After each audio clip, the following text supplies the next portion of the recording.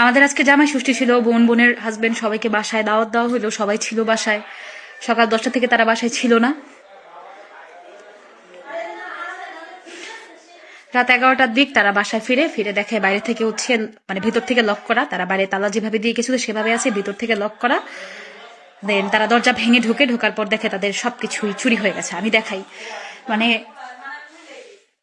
কিছু মানে নাই, কিছু নাই, সব চুরি। মানে এখানে এই স্বর্ণের বক্সে, এই যে স্বর্ণের বক্সে ছিল স্বর্ণ যা ছিল সব নিয়ে গেছে, আসন টাসন সব ভেঙে সব তছনছ করে নিয়ে গেছে সবকিছু।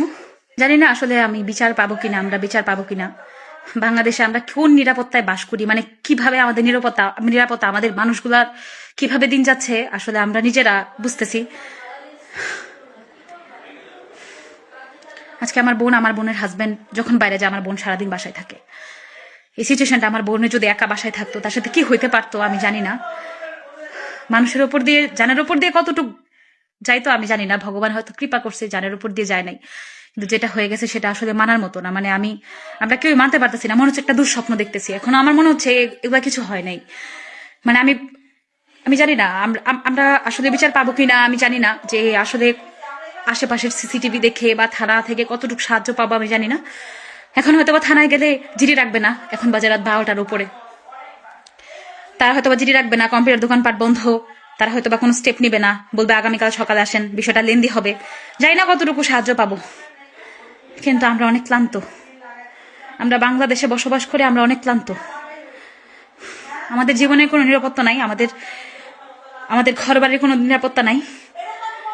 যেটা আজকে আমার সাথে ঘটছে, যেটা আমাদের সাথে ঘটছে, এরকম হাজার হাজার পরিবারের সাথে ঘটতেছে, প্রতিনিয়ত ঘটতেছে। অনেকে জানেন, অনেকে জানেন না, কিন্তু যাদের সাথে ঘটতেছে আসলে তারা বুঝতেছে তাদের জীবনটা আসলে কতটা অনিশ্চয়তার মধ্যে যাচ্ছে। ভাই, আমরা ভালো থাকতে চাই বাংলাদেশ, আমাদের একটু নিরাপত্তা দেওয়া হোক, একটু সুখ শান্তিতে আমরা এদেশে বসবাস করতে চাই।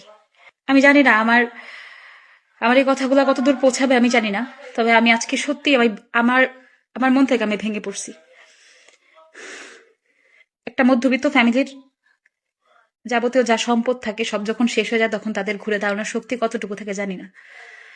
রাত 12:30টার দিকে হচ্ছে থানায় যায় আমার বাবা, ভাই, তারপর বোনের হাজব্যান্ড সেখানে অভিযোগ লেখায় প্রাথমিকভাবে।